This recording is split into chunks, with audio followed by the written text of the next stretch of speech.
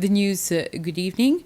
The new company, Oceanbird Aviation Limited, will start its operations in Seychelles on the 10th of September this year. The company will start its business by chartering cargo flights into Seychelles. It will use an Airbus A340-600 under the name Seychelles International Airways. The Chief Executive Officer of Seychelles International Airways, Captain Robert Marie, says that the company will be based locally and will employ mostly Seychellois, with recruitment of crew and pilots due to start at a later date.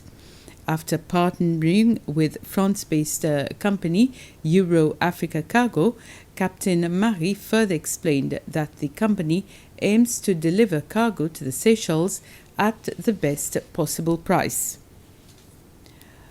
One Seychelles has announced its candidates for the Inner Islands.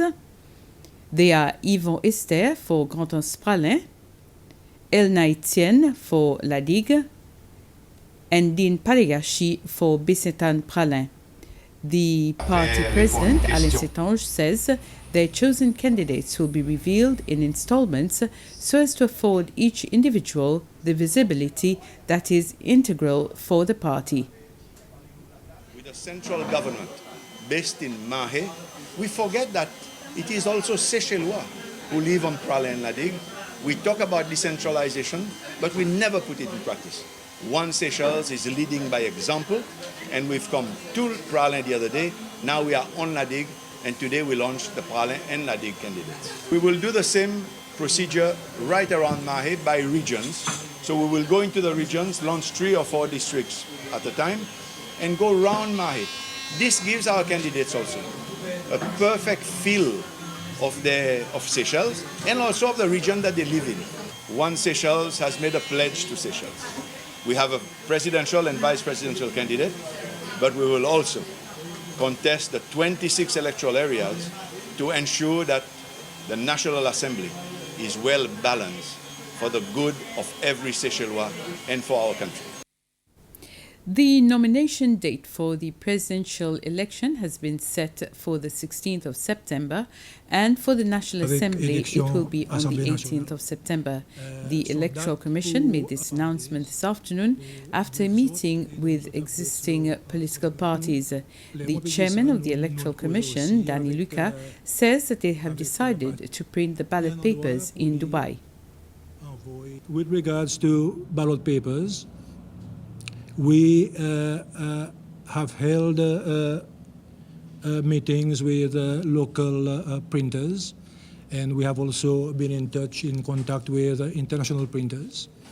We have received quotations from all parties, and based on those quotations, the Commission has decided that the printing of ballot papers will be done externally. The Court of Appeal has quashed the Supreme Court's judgment against Jinnah and Colin Fort and has acquitted them from their 30 and 27 years of sentencing that were to be served concurrently. They were sentenced for importation of drugs and conspiracy to import drugs and have been in custody since October 2017. The legal counsel for Jinnah and Colin Fort, Basil Waro, says there are a couple of grounds that managed to get his clients to be acquitted after they have spent almost 3 years in custody. Well, there are 2 main grounds upon which the Court of Appeal has quashed the decision of the Supreme Court. The first ground is on the basis that there was a break in the chain of evidence, and the second ground was on the basis of refreshing of memory.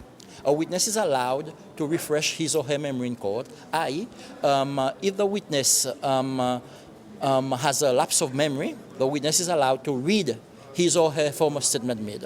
But in order to do that, the statement must have been made very close to the happening to the incident, to the happening of the incident.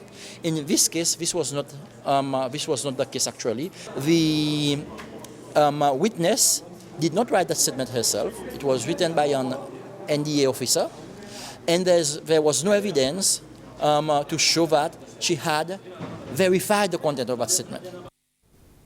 And when presenting the Court of Appeal's unanimous decision to acquit the Fort couple, the court's President Justice Anthony Fernando said that the investigation had failed miserably in its duty and the prosecutor had been unfair in conducting the prosecution.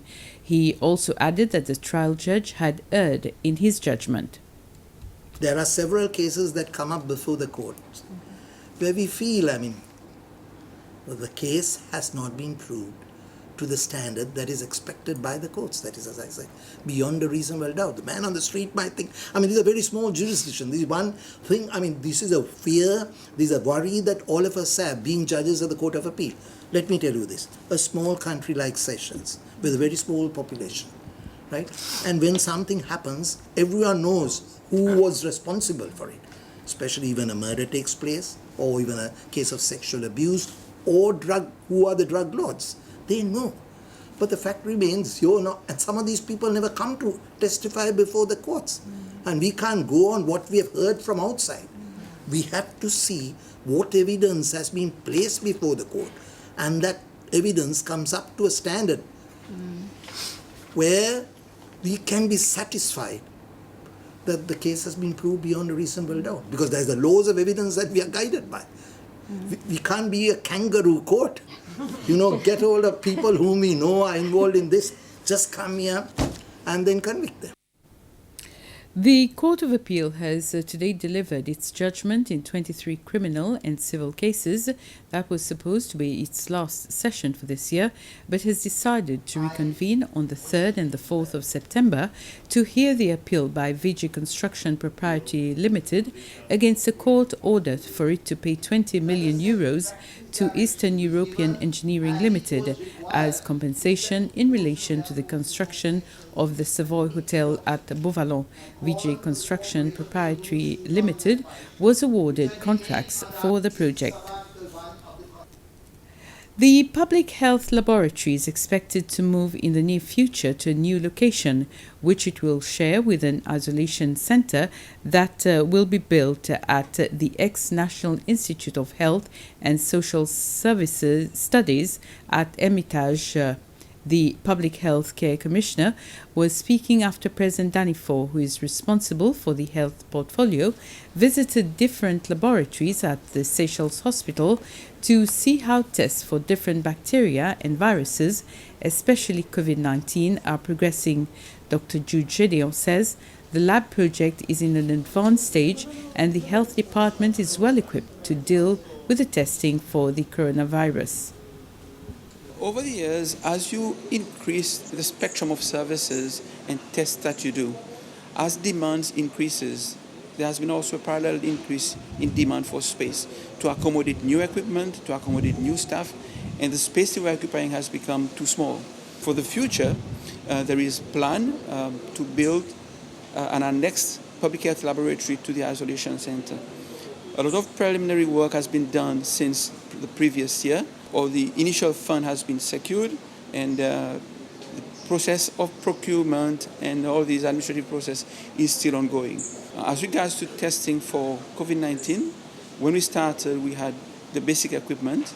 Since then, over the past couple of months, we've received new equipment from both government and from local donors and foreign donors. And this has improved our response capacity in terms of testing, in terms of management of the outbreak itself. And with this, we end this news summary. Thank you for watching. Have a very pleasant evening.